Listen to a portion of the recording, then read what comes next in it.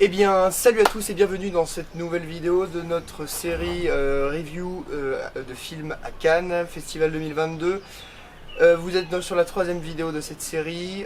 Nous vous rappelons le concept. Le concept est très simple. Nous faisons des critiques à chaud des films que nous voyons à Cannes, ce qui est un avis du coup totalement interchangeable au fil des mois. Vidéo en quelque sorte un peu réaction à chaud, sans trop de pression, décontracte. Dans le jargon de la critique, on appelle ça des avis de bolos, et donc du coup c'est ce qu'on va vous partager au cours de cette série. Il y en aura une quinzaine, un peu plus que ça. C'est-à-dire critique à chaud, sans rédaction, donc sans notes, juste tout dans la tête, critique à chaud, montage simple mais efficace. C'est parti, et c'est parti. Alors, le film du jour, c'est un film qui est, si je ne m'abuse... C'est quoi Gunler? Faut que je retrouve la nationalité. De quoi? Faut que je retrouve la nationalité. Ça non, parle de quoi déjà? Sinon, genre... Tu sais plus de quoi ça parle? Attends, Attends. Si ça se passe... Non, si, c'est l'avocat... Au pire, c'est l'avocat... Dans une bande, sur l'écran, en montage, on met la nationalité. C'est le procureur corrompu, là? Ouais, enfin, corrompu. Bon, bref. Donc, le troisième film de cette... le troisième film auquel on va s'intéresser... Sinon, quand on dit ça, genre, tu vois, genre, troisième vidéo, ok, mais on parle pas de troisième film, on dit juste, voilà, le film de cette revue. Le film de... Attends, du coup, j'ai pas fini de rappeler. Donc le film auquel on va s'intéresser aujourd'hui est Kourak Gunler, qui est un film qui est présenté chez Je ne m'abuse en compétition. On coupera si c'est pas vrai. On mettra toutes les infos là. Après la compétition et tout, on s'en fiche un peu, c'est juste le film qu'on a vu. Qui est un film que l'on a vu il y a déjà... Pas tout. On s'en fout de dire qu'on l'a vu, c'est une critique à chaud. Arrête de... Non, on va gagner du temps, on peut faire un truc qui dure 5 minutes. Donc, qui est un film qui raconte brièvement l'histoire d'un procureur de la République qui arrive dans une petite ville de Turquie dans laquelle il va devoir faire ses armes et vivre avec les histoires fallacieuses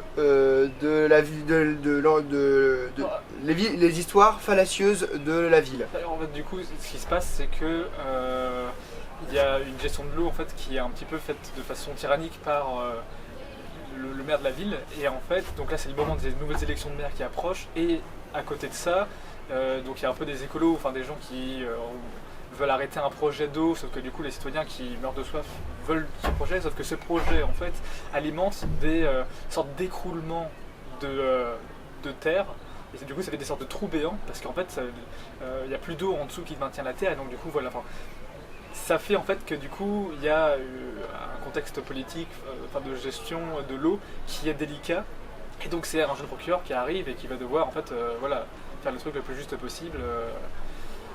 C'est le contexte. Donc voilà, après sans trop dévoiler l'intrigue, c'est un film du coup qui est encore je suppose assez actuel. Et de toute façon, tous les films parlent de problèmes sociétaux, etc., de tous les pays du monde. C'est quand même le cahier des charges du Festival de Cannes, c'est-à-dire ouvrir... Il n'est pas dans la compétition, il est dans un certain regard, je crois. Et du coup, un certain regard, c'est une sélection qui, en fait, veut offrir un certain regard sur une situation géopolitique. Le monde d'ailleurs, etc. Enfin, le monde d'ailleurs, qui n'est pas la France, parce que c'est quand même dans le cahier des charges du Festival de Cannes de s'ouvrir à l'international. C'est avant tout un festival international du film, qu'on réduit trop souvent à sa simple appellation Festival de Cannes. Donc, quel est ton avis dessus? Alors, du coup, si on doit commencer par la qualité technique et tout ça, Kourak Gunler, c'est vraiment quelque chose qui fait super bien le taf. Au niveau de la technique, il y a des super belles images, il y a différentes façons de filmer, de mettre en scène des trucs qui sont un peu flous dans l'image du protagoniste et tout ça. Donc niveau technique, ouais, je pense que ça fait vraiment le taf. Moi, pour ma part, c'est vrai que c'est un film, on se rend vite compte qu'en fait c'est un personnage assez controversé, ce procureur, parce qu'il essaye de faire bien, mais en fait il va vite être mêlé dans une histoire un peu dégueulasse, on peut le dire, sans trop en dire non plus.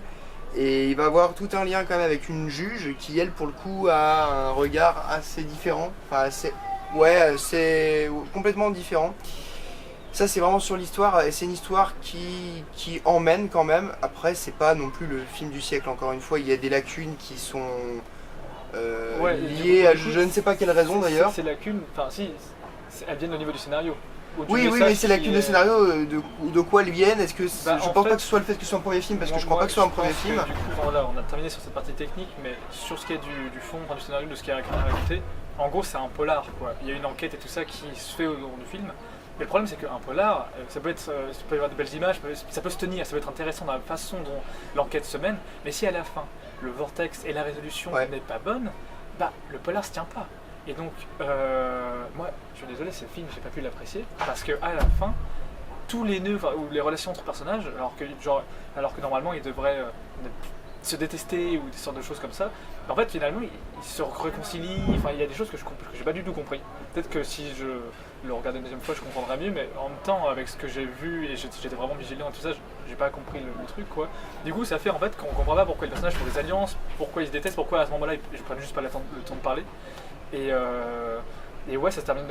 Enfin, après, la fin se termine brutalement. C'est une fin vraiment qui est méga ouverte, qui est un peu mystérieuse, Oui. quoi. Mais ça, je trouve que c'est pas vraiment le plus dérangeant. Le truc dérangeant, c'est les 20 minutes qui font qu'on arrive de l'enquête à cette fin ouverte. Et ouais, pour un polar, je trouve que c'est vraiment un méga point faible. Petite parenthèse, non, c'est Joyland qui est chapitré. Parce que je crois que j'avais un argument. Non, c'est lui. Oui, bah, je vais le faire maintenant. Moi j'aurais aussi quelque chose quant à la structure, c'est-à-dire que vous l'aurez compris, c'est le bordel cette vidéo, on mélange la technique, le scénario. Parce que du coup moi quant à la technique, je trouve quand même que globalement c'est quand même assez maîtrisé. Oui, ça fonctionne en fait, finalement, c'est comme tu dis, ça fait le taf en fait. C'est-à-dire que ça fonctionne, on va pas non plus avoir un sentiment de lassitude, mais il manque une vraie valeur ajoutée qui va faire que ça va décoller un peu dans nos esprits puis dans nos cœurs. Ouais, parce qu'il n'y a pas de lassitude. Le film se fait bien. Hein. Ouais. Si elle nous entraîne et tout, on se dit ok, voilà comment il va faire. Et autre chose qui se fait de temps en temps mais qui est pas si courante que ça, c'est le chapitrage. Enfin, tous les films sont chapitrés plus ou moins. Quand vous regardez dans le DVD, il y a souvent, régulièrement dans les DVD de Blockbuster, enfin, des chapitrages. Là, le chapitrage, on le voit à l'écran, c'est-à-dire qu'il y a un carton de quasiment 10 secondes où il n'y a rien. Un carton noir avec le titre du chapitre. Voilà. Et donc c'est vrai que, quel est l'intérêt quoi? Où ça veut emmener? Je sais pas vraiment. Ouais, c'est ça, c'est que à la limite, si c'est une sorte de truc méta en mode le film est un livre et que du coup il y a des chapitres comme un livre ou tout ça, mais c'est pas vraiment un livre, on sait pas du coup pourquoi exactement ils veulent montrer ce chapitre. Par exemple, on pourrait faire un parallèle, Pulp Fiction, ça fait des chapitrages, mais en même temps, c'est dans le titre, c'est une fiction quoi. Et donc du coup, ces chapitres, ça peut s'expliquer. Non, ça veut dire sale. Fiction pulpeuse en québécois. En québécois. Ah, ok, c'est bon, ok. Ouais. Donc, ouais, donc du coup, si dans certains films, les chapitrages, ça se justifie par rapport à l'univers du film et tout ça, là, non. Donc voilà, c'est aussi... Après, s'ils l'ont fait pour eux, les réels, ou si ça leur faisait plaisir, c'est cool. Également, ce que nous voulons rajouter, c'est que, on l'a peut-être pas dit sur les vidéos précédentes, ce sont des critiques qui sont pas complètes. C'est-à-dire que c'est le format qui exige ça, c'est qu'on fasse ça en 3, 4, 5 minutes, pas plus. Et que du coup, si on voulait vraiment une critique approfondie, qui du coup deviendrait même une analyse, c'est pas le but. Surtout que critiquer un film, c'est plus facile que de faire une analyse et tout ça. Et puis surtout que de l'analyser, ça nous demanderait d'en dire trop sur le film. Et on veut quand même vous laisser un libre arbitre, de vous dire allez le voir si vous voulez quand même. Une analyse, ça spoil. Enfin, si on veut vraiment être dans les détails, dire avec des preuves matérielles concrètes, voilà pourquoi j'ai pas aimé à ce moment-là. C'est inéluctable. Donc, nous pouvons venir au moment des notes. Est-ce que tu te souviens de la note que tu as mise? 4,5. Je crois que j'ai mis 4,5. Attends, fais une edit. Ouais, il me semble bien qu'il fallait que tu récupères ton téléphone avec tes notes. Il y en a un qui est le modéré, enfin c'est Thomas qui m'appelle le modéré, mais moi en vrai j'aime plus le mot contrasté. Je meuble pendant qu'il revient. C'était beaucoup. Allez. Donc oui, ma note, j'ai mis 4. Parce que pour moi un polar, enfin c'est un peu ce que j'ai dit auparavant quoi. Un polar, c'est une bonne enquête et tout ça, et donc Croix Gunler c'est une bonne enquête sur tout le long du film, mais à la fin ça se tient plus du tout, ça se démembre et tout, et puis il y a un moment, c'est un petit peu genre insurrectionnel, les citoyens en fait par rapport à l'eau, voilà, vont dans la rue,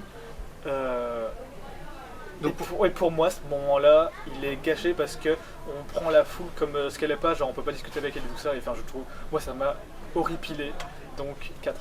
Et donc, toi, à ton sens, ce sont ces faiblesses qui retirent 6 points d'emblée au film? Ouais, Ouais. En fait, ces faiblesses-là, et puis il y a aussi plein d'autres ressentis et tout, quoi. Mais en vrai. Alors encore une fois, on vous l'a dit, il n'y a pas de barème là-dedans, hein, c'est-à-dire que c'est vraiment au feeling. Moi, il me semble que dans mon esprit, c'était plus un 5,5. Donc 5,5. Parce que c'est quand même vachement bien assumé au niveau technique, même si, encore une fois, c'est vraiment sur ce coup-là, vraiment la partie scénaristique, récit, narration qui pêche. Bon, vous l'aurez entendu, il y a cette ambiance festive à côté, c'est vachement cool. Je sais pas si je l'entends. Je pense quand même, avec le micro d'ambiance. Donc voilà, donc moi ce sera un 5,5. Qu'est-ce qu'on peut potentiellement conseiller, même si on pense que potentiellement la réalisation ne nous regardera pas forcément, mais qu'est-ce qu'on pourrait conseiller pour que dans un prochain film ou que ce film aurait pu avoir de mieux? Qu'est-ce qu'on peut en conclure, quoi, finalement. Oui, voilà, qu'est-ce qu'on peut en conclure en ouais. somme? Bon, moi je pense que la conclusion c'est que un polar, c'est cool qu'il y ait une bonne enquête et tout ça, mais si à la fin on n'est pas sûr d'avoir vraiment une bonne résolution des rapports entre personnages et de l'intrigue et tout ça, et quand on veut jouer avec une sorte de révolution, avec la foule et tout ça, et que finalement il y a des incohérences et qu'on peut se demander, genre, c'est vraiment, en fait, c'est comment on appelle ça, la suspension de crédulité. C'est qu'en fait, on se dit, what, genre, pourquoi ils discutent pas à ce moment-là? Et du coup, en fait, parce qu'ils n'ont pas discuté, ça peut pas évoluer. En fait, c'est comme si finalement, le film veut forcer à aller à un certain endroit pour suivre un scénario fait. Sauf que du coup, on voit clairement que c'est forcé parce que dans la réalité, c'est improbable. Donc voilà, je pense qu'on peut conclure de cette manière et que du coup, nous pouvons aussi également vous engager à suivre nos autres vidéos, enfin les prochaines qui arrivent. On le dira certainement qu'une seule fois, mais abonnez-vous, likez, commentez. Non, ça en vrai, on en a plein le cul de ça. Vous faites bien ce que vous voulez. Voilà. Donc, voilà. Donc on coupera tout ça. à plus dans la prochaine vidéo.